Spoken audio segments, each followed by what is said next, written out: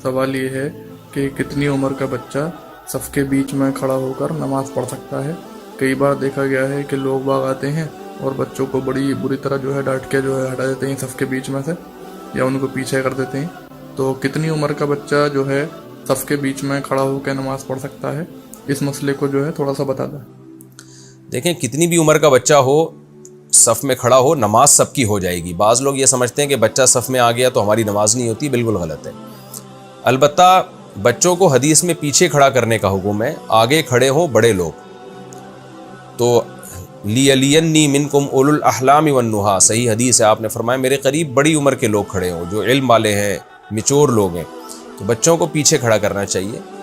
हाँ, ये ज़रूर है कि जब बच्चा सफ़ में आगे आ जाए तो पीछे भी तमीज़ से खड़ा करना चाहिए। डांट के भगाना, बदतमीज़ी करना, जैसे कि मैंने देखता हूँ मस्जिदों में लोग ऐसे बदतमीज़ी से बच्चों से पेश आ रहे होते हैं कि वो बच्चा भी सोचता होगा कि पता नहीं मैं मस्जिद में क्यों आ गया। तो मैं अक्सर इस पर चुटकुला सुनाता हूँ ना। एक आदमी की गाय मस्जिद में आ गई तो इमाम साहब डंडों से मारने लगे। तो वो देहाती जिसकी गाय थी वो भागता हुआ आया और कहने लगा, इमाम साहब बेज़बान जानवर है, नासमझ है, आ गया, कभी मुझे देखा आपने मस्जिद में? तो बेचारा बेज़बान गलती से आ गया। तो ऐसे ही बाज़ नासमझ बच्चे बेचारे नासमझी में नमाज के शौक़ में अगली सफ़ में खड़े हो जाते हैं। उनके दिल में एक जज्बा होता है कि हम अगली सफ़ में खड़े होंगे, सवाब मिलेगा हमें। तो बाज़ बड़ी उम्र के लोग ऐसे धुतकार देते हैं, उनको जलील से कर देते हैं। वो बहुत ही उनको ख्याल होता है कि पता नहीं हमने क्या किया, हमने कोई नाजायज़ कर लिया। तो उनको प्यार मोहब्बत से समझाना चाहिए, बेटा माशाल्लाह आपका जज्बा बहुत अच्छा है, लेकिन तो आप अगर साइड पे खड़े हो जाए ना तो थोड़े से आप बड़े हो जाएंगे तो फिर इंशाल्लाह हम आपको यहाँ जगह देंगे।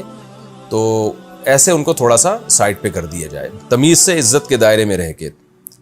ऐसे मार के या धक्का दे के यूँ, बाज़ लोग यूँ कर के खींच देते हैं उसको, ये तरीका गलत है।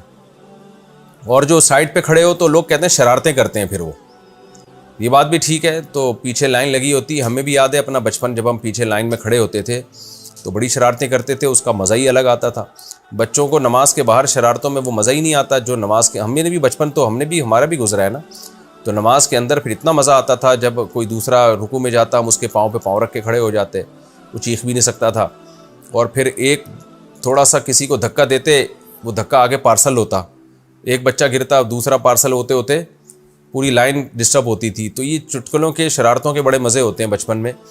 और फिर तरावियों में तो बड़ा मज़ा आता था, दौड़ते रहते थे। जैसे ही इमाम साहब रुकू में जाते या सलाम फेरने लगते ना तो आके तमीज़ से ऐसे हाजी बन के बैठ जाते थे, सलाम फेरते ना खुशू खुजू से। अब बड़े लोग पीछे मुड़ के देखते थे, वो हैरान होते कि यार ये तो इतनी तमीज़ के बच्चे हैं, तो शरारत की किसने?